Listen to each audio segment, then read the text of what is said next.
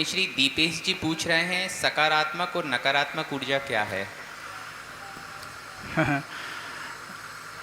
देखो, positive thinking या positive energy जिसको आप कहना चाह रहे हैं, पॉजिटिव एनर्जी हो अथवा नेगेटिव एनर्जी हो, एनर्जी क्या है? पहले वो चीज़ जो हम प्रयास करके और परिणाम तक ले जाने के बीच में योगदान के रूप में मानते हैं, उसका नाम एनर्जी है।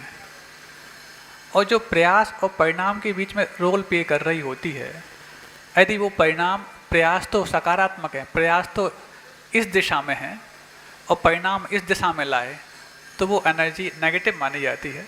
और परिणाम उसी दिशा में आ रहे हैं जिस दिशा में प्रयास किए जा रहे हैं, वो एनर्जी पॉजिटिव मानी जाती है। पॉजिटिव एनर्जी कहाँ क्रिएट होती है, कैसे क्रिएट होती है? तो जिनके जीवन में सकारात्मक विचार पल्लवित होते रहते हैं, उनका एक ऐसा आभा मंडल तैयार हो जाता है जहाँ पहुँचने पर आपको हमेशा सकारात्मकता महसूस होती है। गुरुओं के पास, साधुओं के पास पहुँचते ही कितना भी उनके पास जाने के पहले आपका मन बहुत उथल पुथल हो रहा हो, उनसे बात किए बगैर भी उनके आभा मंडल में पहुँचते ही आपको कुछ न कुछ सुकून होने लग जाता है। जैसे आप अक्सर जब आप बीमार होते ना, बुखार आ गया, घर पे आप बहुत हाय तौबा कर रहे हैं, जैसे ही डॉक्टर की क्लिनिक में पहुंचते हैं, आधा बुखार तो अपने आप छू मंतर हो जाता है। क्यों हो जाता है? क्योंकि वहाँ पर उस बुखार के परमाणु रहने वाले नहीं, वहाँ बुखार को ठीक ठाक करने वाले परमाणु हैं उसके पास। ऐसे गुरुओं के पास समता भाव का इतना बड़ा प्रेरणा पुंज और चेतना पुंज होता है कि वहाँ पर जो व्यक्ति विषमताओं को लेकर के आता है, उस आभा मंडल में उसको अपने आप कमती करना आ जाता है।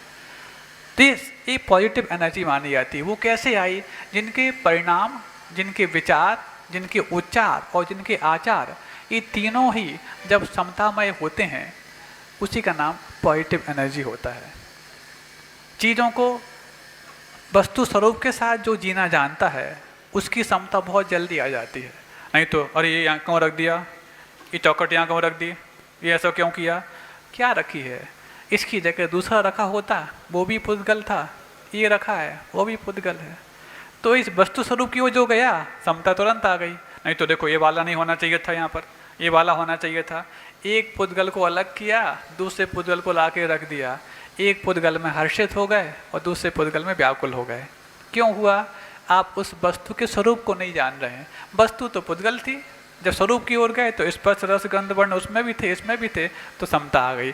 जैसी समता के रूप में अपने आप में लाए, आपकी एनर्जी और बढ़ गई। और जैसी एनर्जी बढ़ी, आपका ऑरा जो है, आभा मंडल है, उतना ही ज़्यादा और पॉजिटिव हो गया। आप लोगों के साथ उल्टा होता है। नकारात्मक एनर्जी के आपके पास इतने सारे उपकरण होते हैं, इतने सारे उपकरण होते हैं, इतने सारे साधन होते हैं कि आप चाहो भी तो वो नकारात्मकता से बच नहीं पाते। ये जो आपका मोबाइल है ना, ये मोबाइल नकारात्मक चीज़ों से इतना भरा हुआ है, इतना भरा हुआ है। वहाँ पर पॉजिटिव चीज़ें तो बहुत कम मिलेंगी, लेकिन नेगेटिव चीज़ें ज़्यादा मिलेंगी। वो सबसे ज़्यादा आपके संपर्क में रहता है, वो बल्कि संपर्क में ही रहता है, दूर तो कभी होता ही नहीं है। जैसे वो दूर होता है तो आपको लगता है कि हमारी एनर्जी घट गई, लेकिन कौन सी घट गई? नेगेटिव घट गई। तो नेगेटिव एनर्जी यदि घटती है तो अच्छी बात तो होती है।